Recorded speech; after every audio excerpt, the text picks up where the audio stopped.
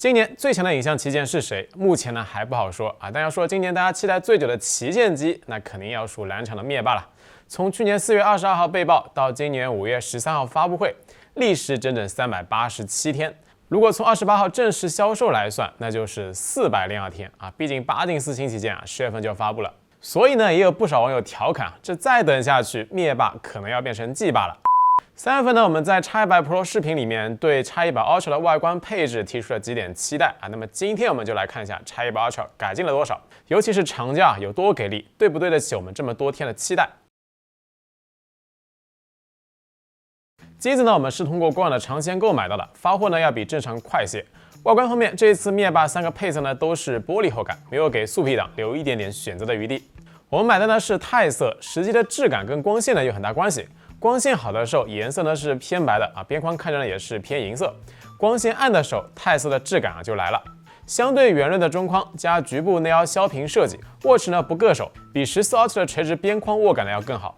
可能是为了契合这个钛配色啊，铝合金中框加入拉丝工艺，乍一看呢有点类似于 iPhone 15 Pro 上的钛金属边框，但是和真正的钛合金比起来，还是一眼的质感差距。除开配色，这一次 Ultra 背面的颜值啊，其实并没有比 X100 Pro 更高。日环和玻璃连接处呢少了曲面过渡，加上2层刻度纹理啊，整个相机 Deco 看起来是肥厚了不少。而且如果是裸机握持的话，这2圈刻度纹理呢还是挺容易磨指甲的。后摄 Deco 的处理上，我觉得 Ultra 呢反而不如 Pro 来的和谐。另外一点呢，就是大家吐槽的比较多的装饰摄像头加 Ultra 的英文设计，这点在真机上啊倒还好，因为大多数时候啊乍一看其实是看不出来的，只有反光条件下呢才会显示。大伙比较关心的正面屏幕形态还是没有变，双曲面大额头大下巴，和今年很多4曲面屏幕形态的旗舰相比啊，正面颜值呢依然是落后了。而且可能是三星 2K E7 的关系，X100 Ultra 左右曲面部分的视觉色偏啊，要比 X100 Pro 还更明显些。完全直视情况下，左右呢是轻微泛绿啊，只要稍微偏转一点点角度，另外一侧呢就会明显偏蓝绿了。当然，这块 2K E7 屏幕的白底画面通透度、显示精细度、色彩观感，其实要比 X100 Pro 呢更好。具体实测数据我们在后面的深色时候聊。那满分10分，你会给这一代 X100 Ultra 的外观设计打几分呢？可以走一波弹幕。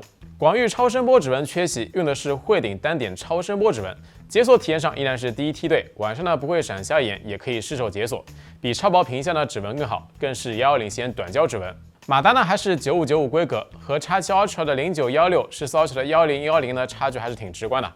5500毫时电池加80瓦啊，对比5300毫时加90瓦，其实呢我会更倾向于选前者。不过这个无线充电直接缩水到了30瓦啊，就有点抽象了。灭霸的主摄呢是1英寸 LYT 900，CPA 4.5G 的防抖，还有呢1G 7P 的镜头，直面参数很强。超广角呢是 LYT 600，最让人期待的是这颗长焦啊，传感器选择上用的是1.4英寸，2亿像素 HP9，这下真把别家的主摄啊拿来当长焦了。之前呢，我们对于 X100 Pro 比较不满的地方呢，就是默认长焦的等效焦距是100毫米，日常用啊还是太远了些，70毫米左右靠裁切。这一次 X100 Ultra 的长焦等效焦距呢是85毫米，日常的可用焦段范围啊比 X100 Pro 呢更大。当然，这里我们也是测试了一下 X100 Ultra 在3倍模式下的解析力，同样是基于主摄裁切 ，X100 Ultra 实际的解析力呢比 X100 Pro 有所提升，但是和原生3.2倍的14 Ultra 相比，依然有直观差距啊。所以日常用的话，肯定是优先3.7倍去拍了，画质细节完全就不是一个级别了。X100 Ultra 预热期间，湖南卫视就直接放出了 X100 Ultra 10倍的样张，然后发布会上呢也是强调是演唱会拍摄灭霸。今天我们主要来试试这颗镜头的望远能力表现。手机到时呢就推送了一版拍照优化更新，以下测试呢是基于 14.0.9.5。10倍模式下 ，X100 Ultra 基本呢都要比 X100 Pro 更强些，毕竟底更大，2亿像素，更利于做高像素裁切。在拍摄一些文字细节的时候，跟 Find X7 Ultra 最新更新后呢差不多水平，但是略逊于14 Ultra 些。比如说这组14 Ultra 呢勉强能够显示上面的数字，X100 Ultra 基本就分辨不出来了。但目前系统下，这颗大底潜望长焦对比14 Ultra、X7 Ultra 的5倍、6倍长焦，白天10倍，总体表现上甚至要弱一些。有些场景呢能够做到5开，而有些场景放大看会比另外2台呢更糊。尤其是在拍摄一些带有植物的远景上，树叶树枝部分的涂抹感会比较明显。这组树枝的细节处理呢还不如 X100 Pro。这组电瓶车牌 X100 Ultra 呢没有 X100 Pro 那种 AI 猜错字的问题啊，但是呢会有些发虚。远景树脂之类的物体颜色呢会略有些泛白。20倍模式下，我们也是测试了一下，此时大家的成片观感、油画感呢都会比较明显，但是不同场景实际表现呢还会有些不同啊。比如说拍摄一些不规则建筑时，X100 Ultra 没啥优势，钟楼的时钟部分甚至呢还是14 Ultra 更加清楚点。但如果是横竖线条比较规则的建筑时，X100 Ultra 这个时候呢可以反超14 Ultra。比如说这组楼顶栏杆部分，只有X100 Ultra 能够拍出来。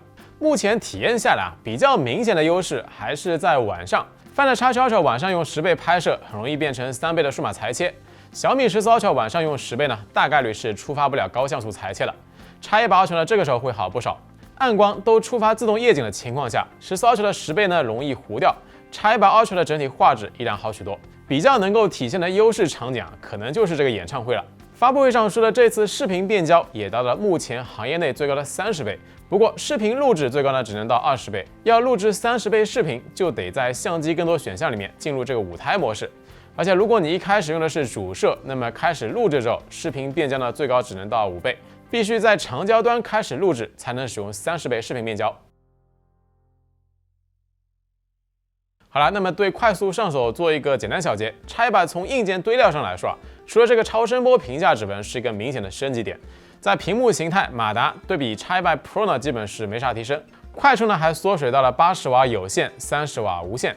在综合的配置堆料上，可能是目前这3台超大杯里面最偏科的一个了。所以呢，也怪不得发布会上说这个 Ultra 是可以打电话的相机。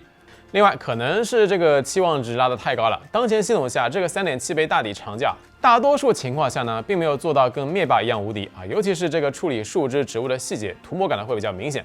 白天10倍，综合呢是不如14 Ultra 和 Find X7 Ultra 的。